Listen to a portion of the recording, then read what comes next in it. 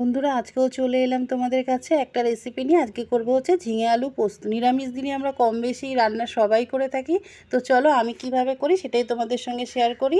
যা তোমাদের প্রথমেই দেখিয়ে নিলাম যে আমি আলু, ঝিঙে আর পোস্ত আমার আগেই বাটা হয়ে গেছে। এবারে হচ্ছে আলু, আমি সর্ষের তেলের মধ্যে আলুটা আগে ভালো করে ভেজে নেবো একটু নুন দিয়ে। ভালো করে আগে আলুটা আমি ভাজবো। ওই দেখো নুন দিয়ে দিলাম, দিয়ে আলুটা আগে লাল লাল করে ভাজবো। তারপরে আমি দেবো ঝিঙে আলু আমি একসঙ্গে দিই না, আগে আলুটা ভাজি তারপরে আমি ঝিঙে দিই, বেশ ভাল লাগে। আচ্ছা, ঝিঙে আলু পোস্তর সঙ্গে কোন ডাল ভাল লাগে বলো তো? তোমাদের মুগের ডাল ভাল লাগে, মুসুর ডাল ভাল লাগে, না বিউলির ডাল ভাল লাগে বলো তো? আমার তো মনে হয় ঝিঙে আলু পোস্তর সঙ্গে তোমার মুগের ডালটাই বেশি ভাল লাগে। যাকে তোমাদের সঙ্গে বলতে বলতে এ দেখো আমার ঝিঙে দিয়ে দিয়েছি, আলু ভাজা হয়ে গেছে, দিয়ে দিলাম কাঁচা লঙ্কা। পোস্তর সঙ্গেও আমি কাঁচা লঙ্কা বেটেছি, তবুও আমি গোটা গোটা কটা লঙ্কা দিয়ে দিলাম কাঁচা, বেশ ভাল লাগে খেতে। যে যেরকম ঝাল খাবে পরে নিয়ে নেবে।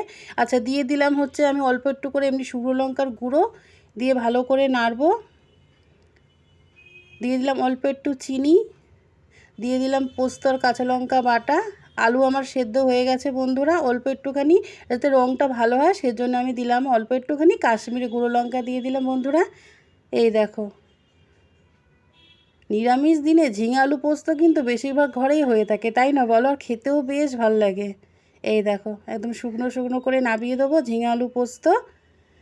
দেখো কেমন লাগছে। আর আমার যদি ভিডিও ভালো লাগে বন্ধুরা, আমার পাশে থেকো, আমাকে দেখতে থেকো। টাটা।